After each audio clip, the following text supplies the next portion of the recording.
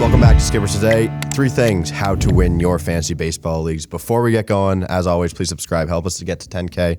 Almost there, working hard.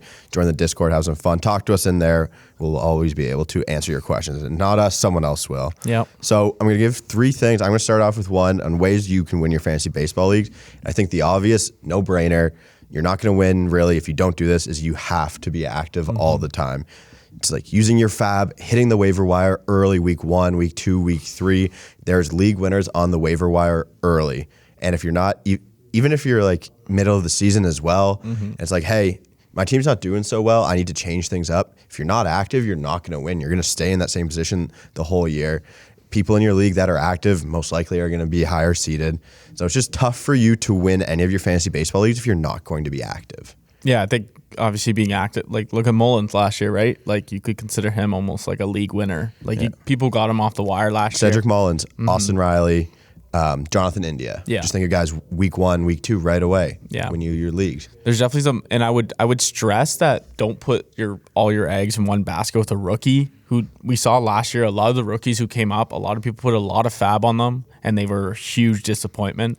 I think it's better to actually get someone who has MLB experience that sort of is having a great year. I think it sticks more than a rookie coming up. There's nothing wrong with betting on a rookie, but like we learned from last year that it doesn't always pan out. No, exactly. And you're right about that. It's just, I think it's crazy no-brainer for me. If you don't plan to be active in your league, you're wasting your money. Yeah.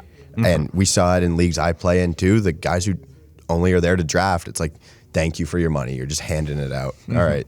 Number 2 for you. Yeah, so this is a Roto strategy. Obviously, you can't punt a category in head-to-head. It wouldn't really make sense to. But I'll talk about head-to-head and sort of my mindset towards head-to-head. But for Roto, I'd punt a category and stick to that strategy when you're in the draft room based off your first-round pick. One category I like punting is the saves category. I find that this year there isn't really like a top 5. Like if you look at the closers, the relievers, that can confidently say that they're going to get me a certain amount of saves.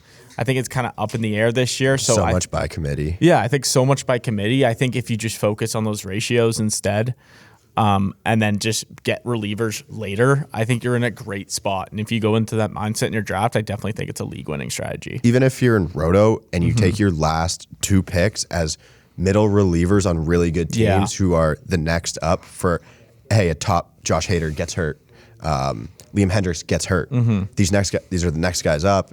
Like, I guess it's a chance you can take, but those guys are probably off your team, your last couple picks within the first month anyways. So maybe taking that shot instead of spending up early for those closers isn't bad, but it's all draft based, right? Yeah, like it really depends on when you're drafting. You could even punt like home runs at some point. Yep. Like, I don't think you're really thinking that as you go, but it's like you see it at the end. It's like, okay, my team's not going to hit a ton of home runs. We better be good at everything else though. Yeah, I think the other popular category to punt is stolen bases. Like a Soto, a Vlad in the first round in Roto, you're looking at, okay, well now I'm kind of committing to this power lineup. It's not bad, get some sneaky, it doesn't mean like completely punt it. I think you could get some sneaky stolen bases late in the draft, but you're completely going with that power hitter and you're just riding with that. I think it's a good strategy. What about you for head-to-head and points leagues? Yeah, so head-to-head, I'm pretty much just looking for just a power outlook, just strictly who can get me the most home runs is what I'm looking at, who can get me the most RBIs and home runs. And I just stick to that mindset when I'm drafting head-to-head. So the counting stats. Yeah.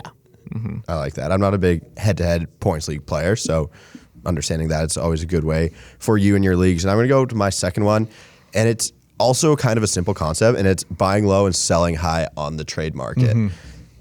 People have small brains. I myself have a small, dumb, idiot brain. If you see a guy who's raking and it's like, hey, I need to go look at Baseball Savant. Let's look at some underlying numbers here that can show that, hey, this might not translate for the whole season where you took the chance on this guy, his value is as high as they'll ever be, and then he starts to fucking suck. And it's like, hey, I really screwed up here. So just kind of knowing what you have, being able to buy low on good players, you can kind of just look at draft capital, where people were taken. Say a 4th round pick who's really struggled, like Luis Castillo last year, right? He was a top 3, top 4 round guy, struggled crazy early on in the season. And then after that, people were like, oh, I might be dropping him. It's like, let me take a waiver on a guy who has real talent And sure, second half of the season, he was a lot better. There's so many instances where you can just buy low on good players after their owner managers just get disappointed with these guys. And I think it's a league-winning strategy. It makes a lot of sense to buy low on the good players and sell high on the guys you don't think are that great. Yeah, I think it's a good point. I think from the other side, don't be afraid to buy high. After the draft is done. It's a clean slate of what people are playing. Like if Olsen last year, he has a great first 3 weeks, buy high on that because that's what Olsen's going to be for the year. Yeah. Don't be afraid. Don't think, I'm swapping my third for the guy's 7th round pick. I find that gets the fantasy owners' heads too much when it means nothing. Yeah. Like the draft's over. It's a new season when you get in season, and it's based off how they're playing. And like Abe said, look at those underlining stats. Okay, does it make sense that he's playing better? Is he hitting the ball harder? Is he getting more opportunities? Where is he hitting the lineup? I think buying high, you shouldn't be ashamed of buying high. Who cares if you're giving up your 3rd round pick? It's about what you're getting. And if you guys need to know what the sites we use to find these stats, just comment and we will definitely put it in there because you can do 5 minutes of research and just know so much more about the players on your team. We're hoping you win your leagues. That would look good on us, if you watch this. And let us know what you're placing. 100% league-winning success rate would be sick. It would be awesome. Put in the comments what you think, how you should win your leagues. But that's all we got. Thank you, everyone, for tuning in. We will see you next time.